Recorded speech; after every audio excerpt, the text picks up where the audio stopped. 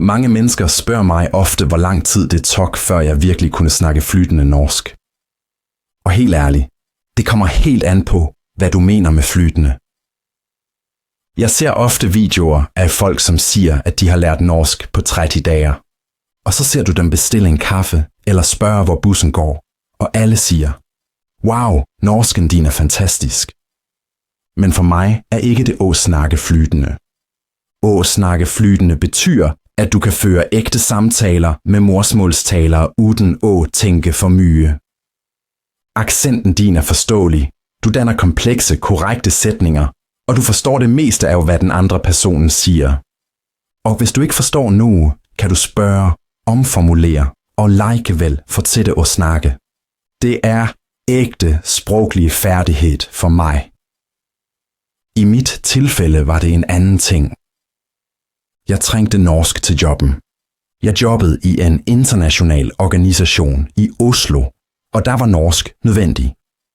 Alle protokoller, e-poster og møder var på norsk. Så jeg måtte ikke bare forstå sproget, men virkelig mestre det. Hvis jeg tager det som målestok, vil jeg sige, jeg blev flytende etter omtrent 1,5 år, altså under 2 år. Høres længe ud, kommer an på. Hvis du akkurat har begyndt, høres det kanskje ud som en evighed. Men hvis du har lært en stund og spørger dig selv, hvorfor du fortsat er usikker, virker det kanskje til og med raskt. Og dette er for dig, for alle som kan lide norsk, men føler at de står fast, er denne videoen. Jeg forklarer, hvordan jeg lærte, hvilke teknikker som virkelig hjalp mig, og hvorfor jeg til slut ikke bare snakkede norsk, men tænkte på norsk. Jeg vil sige dette med en gang. Dette bliver ikke en kort video. Jeg liker ikke overfladetips. Jeg vil, at du virkelig skal forstå, hvorfor noget fungerer, hvordan du kan gøre det, og hvor knuden kanskje var, som holdt dig tilbage. Da jeg begyndte med norsk, var jeg ærligt talt helt overvældet. Jeg var aldrig dårlig i sprog, men norsk var anderledes. Disse kasusene, disse artiklerne, disse endingene. Jeg lurte på, om morsmålstalere virkelig husker alt dette, eller bare har flaks. I begyndelsen havde jeg en vanlig lærebog. Jeg satte på kvælden i den lille lejligheden min i Grünerløkka, læste dialogene og tænkte, dette høres ikke så vanskeligt ud. Og så kom virkeligheden. I en ægte samtale forstod jeg ingenting. Jeg hørte ord, jeg kendte, men i sætningen hørtes de pludselig helt anderledes ud.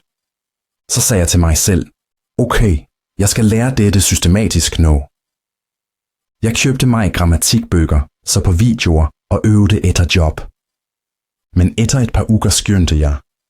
Det er ikke nok. Jeg kunne enkelt ord, men ikke ægte samtaler. Og det skyldtes, at jeg fokuserede for mye på regler, på hvad som høres rigtigt ud, ikke på hvad som fungerer. Så kom et øjeblik, som forandrede alt. Jeg måtte deltage i et lille møde på Stortinget for jobben, bare som observatør, ingenting stort. Men alle snakkede selvfølgelig norsk. Jeg satte der og tog notater og forstod kanskje hver tredje ord, og følte mig helt tabt. På vejen hjem tænkte jeg, det kan ikke forse det slik. Jeg må lære, hvordan nordmænd virkelig snakker, ikke bare hvordan norsk høres ud i bogen. Så jeg begyndte at høre på samtaler på gata, skrive ned små fraser og se norske serier med undertekster. Ikke som underholdning, men som læremateriel. Og pludselig begyndte jeg at mærke, at det er 2 typer norsk. Skolenorsk, som høres ordentligt ud med alle endingerne rigtigt, og hverdagsnorsk, som folk virkelig bruger. Og det var punktet, hvor min ægte læring begyndte. Jeg husker fortsat øjeblikket, da jeg skyndte, at grammatik ikke er en fine. Til da havde jeg hatet det. Disse tabellerne, disse undtagene, disse usynlige reglerne ingen forklarer. Men en dag satte jeg på en liten café og prøvede at forklare noget til en kollega på norsk. Jeg ville sige, det er bedre, om vi går i morgen. Og jeg vidste pludselig ikke, hvordan man siger om vi rigtigt. Jeg hørte mig selv stamme og afbryde, og så klikkede det. Jeg huskede en regel, som jeg aldrig havde taget på alvor før. Konjunktiv.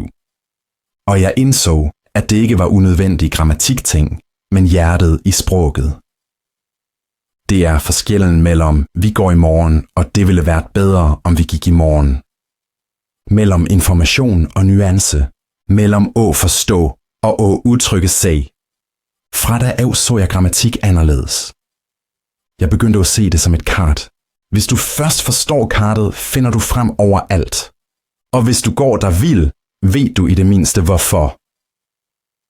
Jeg købte mig en tykkere grammatikbog, en som egentlig var ment for lærere. Tidligere ville jeg have lukket den igen 1 og 2 sider. Men denne gang læste jeg den nysgerrig med spørgsmålet. Hvordan tænker nordmænd, når de snakker? Og det forandrede alt. Jeg begyndte at teste små regler aktivt. Jeg bygde sætninger, prøvede varianter, skrev dem ned og sammenlignede dem med ægte samtaler. Jeg begyndte at se norsk ikke længere som ord, men som et system. Et system, som fungerer, når du først forstår logikken bag. I begyndelsen tænkte jeg må bare lære flere ord. Jeg skrev lange lister: bord, stol, bil, vindue, smil, afgørelse, ansvar. Men jeg kunne ikke huske dem. Jeg glemte dem raskere, end jeg lærte dem.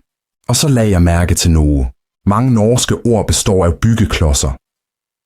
Hvis du forstår delene, trænger du ikke lære alle ordene enkeltvis. For eksempel ansvar. Der er svar inde i. Forudsætning kommer fra sætte. Eller tilfredshed fra fred. Jeg mærkede, at norsk egentlig er som Lego. Du trænger bare at vide, hvad klodserne hedder, og kan bygge endeløst nye ting. Fra da af lærte jeg ikke lister længere, men ordfamilier. Jeg skrev ned et ord, og ledte så 1 og 10 varianter af det. Skrive, beskrive, skrive ned, underskrive, forskrivelse, skrift, skriftlig. Og pludselig kunne jeg udtrykke mig bredere, uden at lære mere utenat. Det var et vendepunkt. Jeg forstod, det handler ikke om at kende mange ord, men om at forstå de rigtige forbindelserne. Det største problemet kom imidlertid senere. Jeg kunne forstå, læse, skrive, men jeg snakkede for sagte. Jeg oversatte alt i hovedet. Og når jeg ønskede at snakke, var øjeblikket allerede over. Så udviklede jeg en metode, som forandrede alt. Jeg kalder den i dag mine 3 sætningsstartere. I hovedsak er det 3 verb, jeg hele tiden bruger for raskt at starte sætninger. De 3 er kunne, ville og måtte. Jeg ved, det høres banalt ud, men det er guld værd. For med disse 3 ordene kan du dække næsten enhver situation. Jeg lærte dem udenat i de vigtigste formene. Jeg kan. Du kan. Jeg vil. Du vil. Jeg må. Du må. Og så satte jeg bare indverbene etterpå, uden at tænke længe. For eksempel, jeg kan gå. Jeg vil snakke. Jeg må jobbe. Og med lidt øvelse kom hele samtaledeler til. Jeg kan komme i morgen. Jeg vil forstå det bedre. Du må forklare det for mig. Det var da norsken min pludselig hørtes mere flyttende ud. Jeg tænkte ikke længere på hvert ord. Jeg byggede sætninger som af klodser. Disse små bygklodserne gav mig tryghed, og de gav mig tid. For det er hemmeligheden i at snakke. Du trænger tid, mens du snakker for at planlægge den næste sætningen. Og netop dette gav mig disse faste sætningsstartende. Det kom et øjeblik, da jeg mærkede, nu sker det noget nyt. Jeg var med kolleger i en pause, de snakkede om et eller andet tema, politik, fodbold, noget hverdagslig. Og pludselig tænkte jeg forstår det. Ikke ord for ord, men i det store og hele. Jeg satte der, lyttede, og for første gang følte jeg, at hovedet mit ikke længere oversatte. Sætningene kom bare ind. De føltes ikke længere som fremmedsprog, men som lyder som gav mening. Det var en utrolig god følelse. Og jeg spurgte mig selv, hvorfor nu? Hvorfor pludselig? Jeg tror, det skyldtes, at jeg sluttede at ville forstå alt perfekt. Jeg begyndte at bare blive i det, selvom jeg manglede et ord. Jeg gættede betydninger, lyttede og fyldte ind i hovedet som et puslespil. Det var øjeblikket, hvor hjernen min gik fra, jeg lærer norsk, til jeg bruger norsk. Jeg begyndte at tænke bevidst på norsk hver dag. Ikke længe, bare 5 til 10 minutter. Når jeg handlede, når jeg lagde mat, når jeg cyklede. Jeg tænkte ting som, okay, jeg tager mælken nu. Jeg har ikke lyst til at tage ud søpla. Det var virkelig slidsomt i dag. Små tanker, enkle sætninger. Men de forandrede alt. For slik træner du hjernen til at tænke automatisk i målsproget. Ikke med regler, men med vane. Efter nogle uger mærkede jeg kunne pludselig snakke mye raskere. Ikke fordi jeg kunne flere ord, men fordi jeg ikke længere oversatte. Jeg bare snakkede. Og det er, tror jeg, en af de vigtigste punkterne, når du vil snakke flytende norsk. Du må tørre at være uperfekt. De fleste mislykkes ikke på sproget. De mislykkes, fordi de er redde for at gøre fejl. Men det er som at køre bil. Du lærer det kun ved at køre, ikke ved at læse håndbøger. En anden stor gennembrud kom, da jeg stoppede med at lære enkelt ord, og i stedet lærte fraser. Jeg opdagede, at morsmålstalere ikke tænker i enkelt ord, men i færdige bygklodser. For eksempel siger ingen, jeg vil at du, og tænker i evigheter. Det kommer bare automatisk, jeg vil at du skal hjælpe mig. Jeg tror det regner. Det ville være fint, om vi havde tid. Disse sætningsstartene er som togvogner. Du trænger bare at sætte den første vognen på sporet, og mens du siger den, har du tid til at hænge på den næste. Jeg kaldte det senere togprincippet mit. Jeg sendte bare sætningen af gårde, og mens den første delen allerede var ude, formede jeg resten i hovedet. Eksempel. Ved du, hvad jeg tænker? Jeg synes, at det er bedre om. Det høres trivielt ud, men akkurat slik snakker morsmålstalere. Og jo flere af disse fraserne du kender, jo mindre trænger du at tænke, fordi hjernen din henter frem hele sætningsdeler automatisk. Jeg lærte slikke fraser målrettet. Hver dag nogen nye. Jeg skrev dem på kort, men ikke som vokabular, altid som hele sætninger. Efter en måneder mærkede jeg.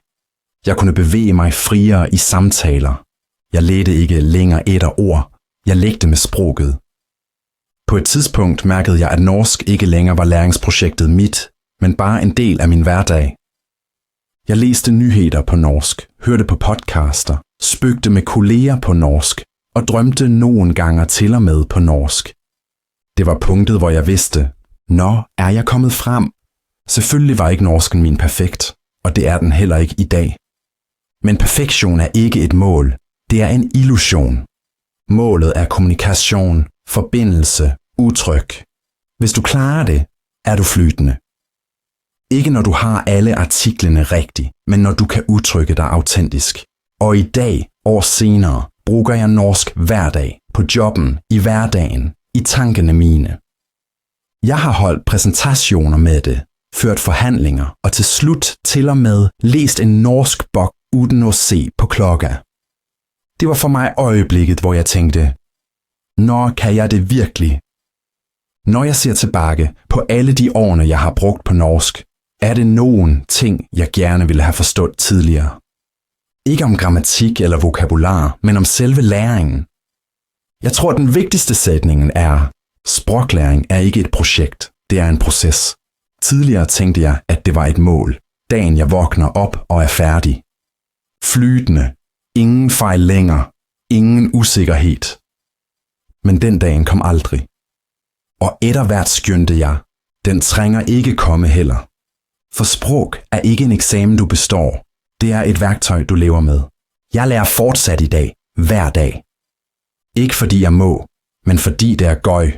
Fordi sprog aldrig står stille. Fordi hver samtale forandrer mig lidt. Jeg vil sige til mig selv fra den gang, tag det roligere, lyt mere, ikke vær red for at sige noget fejl. Fejl er ikke bevis på uvidenhed, de er lyden af læring. Og endda noget, jeg vil begynde tidligere at snakke med mennesker. Ikke med apper, ikke bare med bøger, men med ægte mennesker. For ingen bog lærer dig, hvordan sprog føles. Hvordan en sætning høres ud, når nogen lærer. Hvordan et enkelt seriøst kan ændre en hel samtale. Hvis jeg skulle tage med mig en ting fra alt dette, ville det være dette. Du lærer ikke norsk med hovedet. Du lærer det med tiden. Med hver samtale, hvert forsøg, hvert øjeblik, hvor du vil sige noget, og ikke finder ordet, og så siger det likevel. Det handler ikke om at snakke perfekt. Det handler om at blive forstået. Og så hvert, også om at forstå andre, ikke bare sprogligt, men menneskeligt.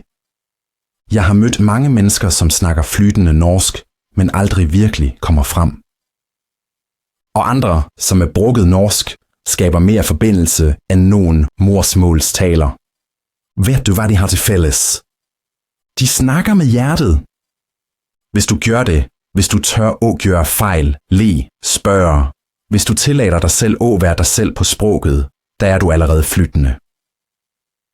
Jeg sagde i starten, at det tog mig omtrent 1,5 år at blive flytende. Men i dag tror jeg, det var bare begyndelsen. At blive flytende er ikke slutten af læringen.